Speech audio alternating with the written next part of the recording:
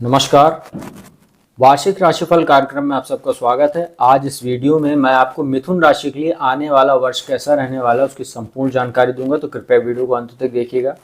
मित्रों, जो कुंडली आपको नजर में बगल में नजर आ रही है, ये 3 नंबर से शुरू होती है। ये चंद्र राशि पर आधारित है। इसको आप लग्न राशि के आधार पर भी देख सकते हैं, कोई समस्या नहीं है।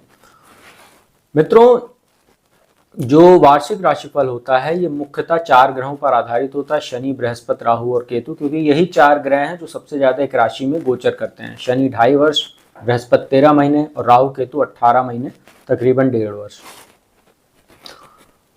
इस चार्ट के माध्यम से आपको नजर आ रहा होगा। सबसे पहले आपको शनि की जानकारी देते हैं। शनि जो है वो आपके भाग्य स्थान में बैठे हैं, 11 नंबर, जहां आपको लिखा दिख रहा है अपनी स्वराशि मूल त्रिकोण राशि में, और मार्गीय अवस्था में है। 11 फरवरी 2024 तक वो मार्गी हैं और इसमें वो अस्त हो जाएंगे 11 फरवरी को, और 18 मार्च को एक बार वो पुनः उदय होंगे, और 30 जून 2024 को वो वक्री हो जाएंगे कुंभ राशि में, और 15 नवंबर को वो मार्गी हो जाएंगे। तो ये एक स्थिति शनि की है, आपको ध्यान रखने की आवश्यकता है, क्योंकि इसी में थोड़ा उतार चढ़ाव आपको देखने को मिलेगा।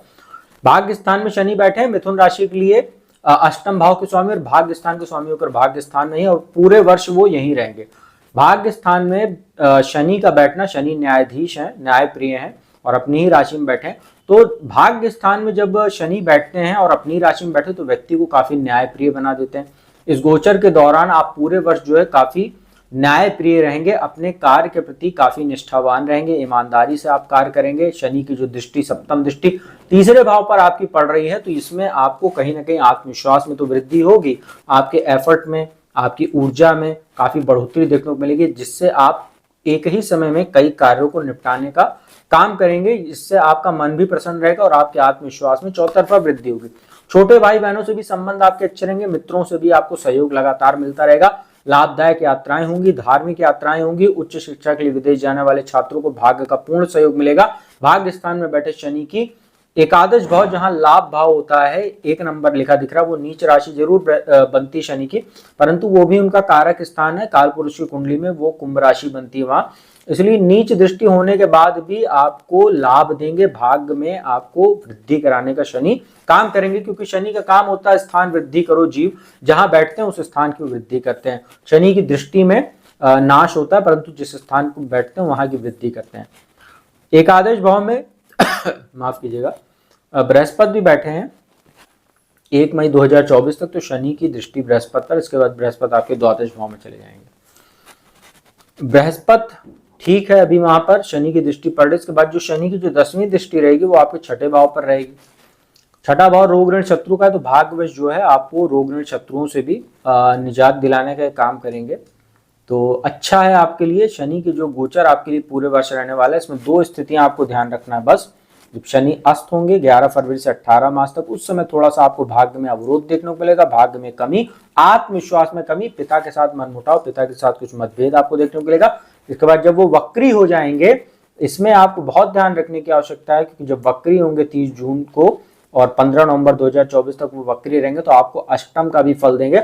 आपके जीवन में तमाम तरह की चुनौतियां एक बार फिर से शुरू हो जाएंगी।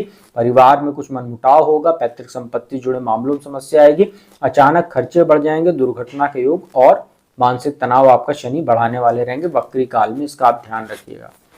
बृहस्पति की बात करें, 1 मई 2024 तक बैठे हुए हैं एकादश भाव में, अच्छी स्थिति, काफी शुभ स्थिति में है। शनि की नीच दृष्टि जरूर है, परंतु एकादश भाव में बृहस्पति बैठे हैं, दृष्टि उनकी तीसरे भाव पर, पंचम भाव पर, सप्तम भाव पर। तो पराक्रम पुरुषार्थ में आपकी वृद्धि होगी, जितना आप एफर्ट करेंगे उतना बृहस्पति आपको लाभ देने का काम करेंगे। जो लोग टीचिंग के क्षेत्र से जुड़े हुए हैं, अध्यापन के क्षेत्र से जुड़े हुए हैं, धर्म का कार्य करते हैं, कोई अगर आप जैसे कोचिंग वगैरह चलाते हैं, यूनिवर्सिटी आदि के अगर आप ओनर वगैरह हैं, या कोई नया आप अध्यापन के क्षेत्र में कुछ नया करना चाह रहे हैं, उसके लिए बहुत अच्छा है। और पंचम भाव पर दृष्टि आपके ज्ञान में, आपके जो है विचार में शुद्धता लाएगी, संतान को नई नई सफलता मिलेगी, और जो लोग संतान प्राप्ति की कामना कर रहे हैं उनको भी बृहस्पति लाभ देने का काम करेंगे। इसके बाद बृहस्पति आपके जो है द्वादश भाव में आ जाएंगे, ये थोड़ा सा आपके लिए चुनौतीपूर्ण रहेगा। 1 मई 2024 के बाद से पूरे वर्ष बृहस्पति जो है द्वादश भाव में रहेंगे, और चतुर्थ भाव पर दृष्टि, 6ठे भाव पर दृष्टि, अष्टम भाव पर दृष्टि रहेगी। द्वादश में बृहस्पति बैठेंगे, शत्रु राशि में बैठे हुए हैं, तो यहाँ से आपको थोड़ा बहुत माता के स्वास्थ्य का तो ध्यान रखना ही पड़ेगा। चतुर्थ भाव पर दृष्टि रहेगी। कोई ऐसा कार्य मत कीजिएगा जिससे जनता में आपकी छवि बिगड़े, क्योंकि चौथा भाव जनता का भी होता है। यदि आप राजनीति के क्षेत्र से जुड़े हुए हैं या कोई पब्लिक लाइफ में ऐसा काम करते हैं जिसमें सीधा जनता से जुड़ाव होता है, चाहे वो एडवाइजर हो, कंसल्टेंसी काम करता हो, कोई ऐसा कार्य मत कीजिएगा। वाणी दोष की समस्या भी आपको हो सकती है और खर्च वगैरह में भी वृद्धि होगी। तो प्रॉपर्टी आदि में निवेश करते समय बहुत सतर्क रहिएगा। और जो छठे भाव पर दृष्टि है, ये आपके पाचन को भी प्रभावित करेगी। आपको कर्जा वगैरह लेना पड़ सकता है जो आपको मानसिक तनाव देगा।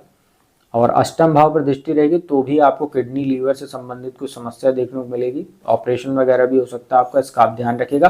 हालांकि द्वादश में बृहस्पति बैठे हैं, अष्टम पे दृष्टि है, आपके अध्यात्म में वृद्धि करेंगे। आप नई नई चीज़ों को सीखने में आपका मन होगा, क्योंकि द्वादश भाव जो होता है ये संन्यास का, अध्यात्म का ये भी भाव होता है, मोक्ष का भाव है।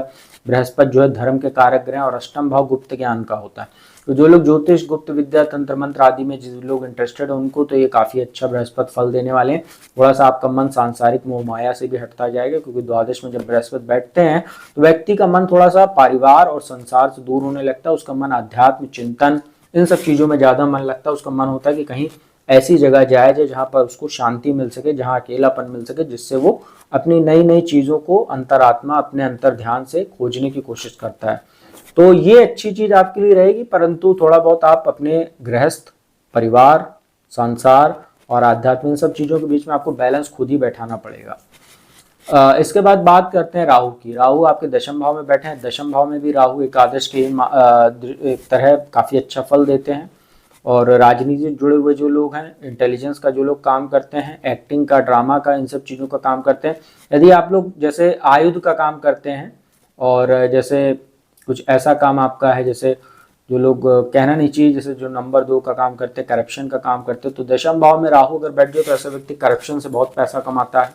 हालांकि वो बाद में फंसता भी है, क्योंकि दशम में राहु बैठेंगे और दृष्टि कहाँ रहेगी? दूसरे भाव पर, संचित धन के घर पे। वो वाणी का भी भाव होता है, तो व्यक्ति को इतना चतुर बना देते हैं। जैसे दलाली आदि का जो लोग काम करते हैं, जमीन जायदाद के, उनके दशम भाव में राहु अगर बैठ जाए, क्योंकि चौथे भाव पर भी दृष्टि रहती है जो प्रॉपर्टी का घर होता है, तो ऐसे लोगों के लिए दलाली वगैरह का काम बहुत अच्छा, तो बहुत अच्छा पैसा कमाते हैं। तो आप लोग पैसा बहुत कमाने वाले हैं इन सब क्षेत्रों से जुड़े हुए अगर हैं तो। प्रॉपर्टी में निवेश कराने का राहु अच्छा अवसर आपको दे सकता है। बस आपको ये ध्यान रखना है कि पैसा वगैरह निवेश करते समय बहुत सावधानी बरतें, क्योंकि राहु भ्रम की स्थिति भी पैदा करता है। कभी कभी गलत चीजों में इन्वेस्टमेंट कराने के लिए व्यक्ति को काल्पनिक चीजें सामने रखने का काम करता है। उसको लगता तो है बहुत अच्छी डील है, लेकिन जैसे कभी कभी फ्लैट की पोजीशन के लिए आप लोग जो है डाउन पेमेंट दे देते हैं और देखते हैं कई साल लग जाते हैं उसकी पोजीशन मिलने में। तो इन सब तरह की चीजों से आपको बचने की आवश्यकता है। काफी सतर्क होकर निवेश कीजिएगा।